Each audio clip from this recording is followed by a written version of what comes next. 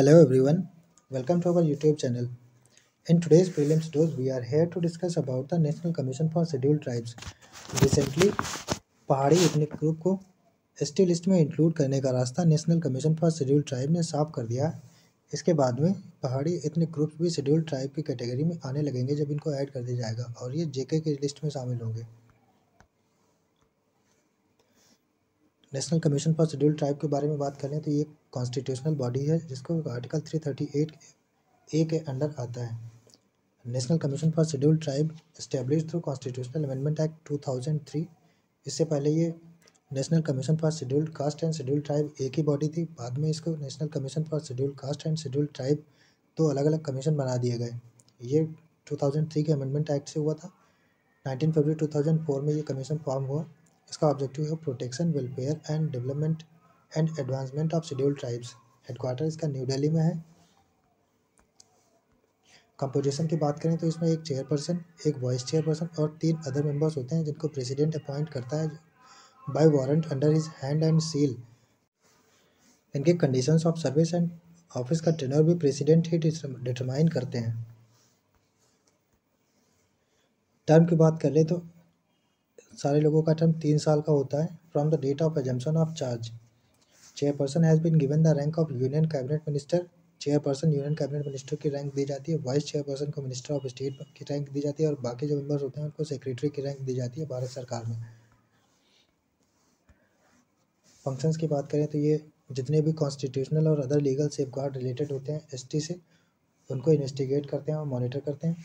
उनसे रिलेटेड जो भी कंप्लेंट्स होती हैं उनको ये लोग इंक्वायरी करते हैं। Act to participate and advise in planning process relating to socio-economic development of STs and to evaluate the progress of their development under the union and any state। कुल मिला के इनका मेन फंक्शंस ये होते हैं कि एसटी कम्युनिटी का जितना भी वेलफेयर है, उनके जितने भी ग्रीवांसेस हैं, सबको दूर करना और उनके एडवांसमेंट के लिए काम करना। बाकी ये लोग आप अपने स्क्रीनशॉट ले लेना या पढ़ लेना, आगे काम आएगा। अब पावर्स की बात करें तो इनके पास सिविल कोड की सारी पावर्स होती हैं जिससे कि ये किसी भी आदमी को समन कर सकते हैं या कोर्ट में आने के लिए इन्फोर्स कर सकते हैं। कोई भी डॉक्यूमेंट की डिस्कवरी या प्रोडक्शन के लिए बोल सकते हैं।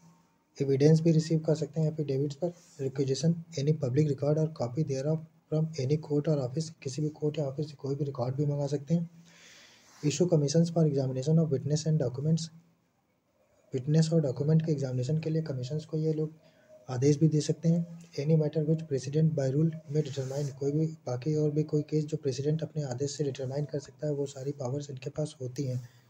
अब कॉन्स्टिट्यूशनल सेफगार्ड्स फॉर एसटीज़ के लिए जो दिए गए हैं उनके बारे में बात करें तो एजुकेशनल एंड कल्चरल सेफगार्ड्स में article 15(4) special provision for advancement of other backward classes which includes एसटीज़।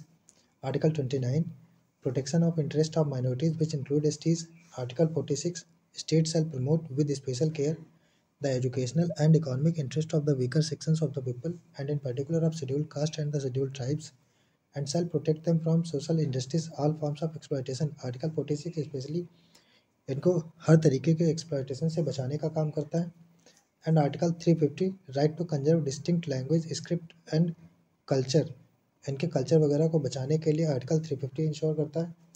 और मदर टंग में इंस्ट्रक्शन देने के लिए भी आर्टिकल 350 है। ये सारे आर्टिकल जितने भी दिए गए हैं वो इनके सेफगार्ड्स के लिए हैं। सोशल सेफगार्ड में आर्टिकल 23 और 24 आता है। इकोनॉमिक सेफगार्ड्स की बात करें तो आर्टिकल 244 एंड 275। 244 में क्लॉज 1 बोलता है provisions of 5th schedule shall apply to administration and control of the scheduled areas and scheduled tribes in any state other than the state of Assam, Meghalaya, Mizoram and Tripura which are covered under 6th schedule clause 2 of this article।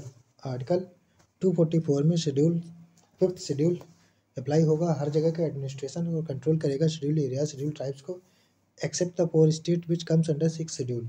Article 275 बात करता है grants in aid to specific states covered under 5th and 6th schedule of the constitution. अब बात कर लें इनके political safeguards की तो article 164(1) provides for tribal affair ministers in Bihar, MP and Odisha। Article 330 reservation of seats for STs in Lok Sabha। Article 337 reservation of seats for STs in state legislatures। Article 334 10 years period for reservation। ये जितने भी articles हैं ये आपसे याद तो नहीं होंगे, बार बार रिवीजन करना बहुत ज़रूरी है इनका, तभी आप याद कर पाओगे। Article 243 reservation of seats in panchayat, article 371 special provisions in respect of north east states and Sikkim. The Commission would also discharge the following other functions in relation to the protection, welfare, and development and advancement of scheduled tribes. Measures that need to be taken over conferring ownership rights in respect of minor forest produce to the scheduled tribes living in forest areas. Forest areas में जो schedule tribes रहते हैं उनको minor forest produce पे मालिकाना हक दिलाने का भी काम करता है ये लोग। और भी सारी चीज़ें हैं उनको आप लोग देख लेना। Mineral resources, water resources etcetera secure करना, development of tribal and to work for move viable livelihood strategies, उनके रहने के लिए स्ट्रेटजीज़ बनाना जिससे कि वो अपनी ज़िंदगी आराम से गुजार सकें, और बाकी चीज़ें हैं उनको रिहेबिलिटेट करना, ये सब काम भी ये लोग देखते हैं। अब एक MCQ सॉल्व कर लेते हैं।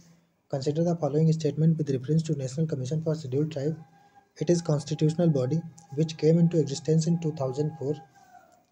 Its function is to inquire into specific complaints with respect to the deprivation of rights and safeguard of ST.